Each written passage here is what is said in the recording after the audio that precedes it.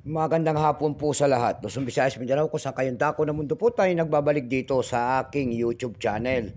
Samuel Soriano TV 29 para mag-discuss ulit ng another coins at ito ay ating hilig mangulikta ng bariya.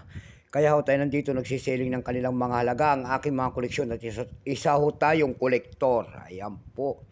Magandang hapon po sa lahat ng aking mga subscriber kung saan kayong dako ng mundo po. Keep safe po sa lahat and God bless.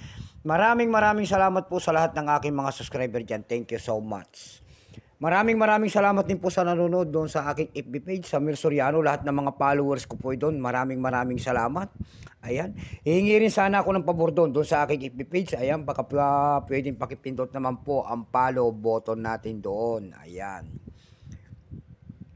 Meron na naman tayo na naman pong hindi pa po nakapag-subscribe dito sa aking YouTube channel. Anyayaan ko sana kayo at malaking tulong na po sana ang inyong gagawin tulad ng pagpindot ng ating subscribe button, like and share para ma-update ko kayo sa mga latest ko pang gagawin mga video po about coins ang ating pinag-uusapan dito sa aking YouTube channel. Ayan. Meron naman tayong pag-usapang barya at ito po ay barya po, pera po ng United States of America. Year 1996, $1/4 po. Ayan. Ayan ang ating pag-uusapan. Pera po ng Amerika, ang makapangyarihang bansa. Ayan. Bago tayo magsimula sa ating talakayan, kilalanin mo muna natin siya para malaman natin ang kanyang presyo. Ayan po. Issue po, United States. Period, Federal Republic, 1776 up to date po. Type, Standard Circulation Coins. Ayan, tumahol ang ating aso. Years, 1965 hanggang 1998. Value nito, $1/4. Currency, dollar, 1785 up to date po. Composition po nito ay copper, nickel clad copper. May bigat lamang itong 5.67 grams. May haba pong 24.26 mm. May kapal po naman itong 1.75 mm. Hugis po, syempre bilog. Orientation yan ay coin alignment. Number, N-55. Reference number, KM-164-A.